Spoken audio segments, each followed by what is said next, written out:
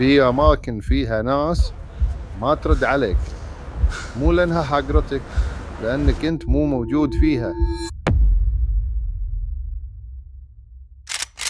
دخلت البيت، كنت متأكد إنه فاضي. قعدت، كلمت واحد، كل شيء كان طبيعي بالبداية، بس فجأة حسيت إن في شيء غلط.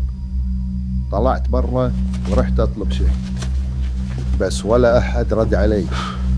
الكل كان يتحرك بس مو معاي.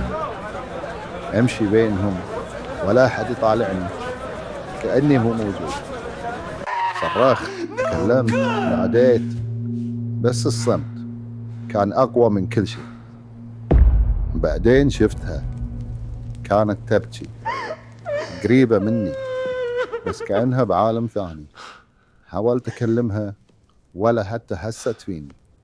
لقيت صورة ووقفت، ما قدرت أستوعب. كنت أنا اللي بالصورة، كانت هي تمسك نفس الصورة وتبكي علي. وقتها فهمت ليش ما حد رد علي، ليش ما حد شافني.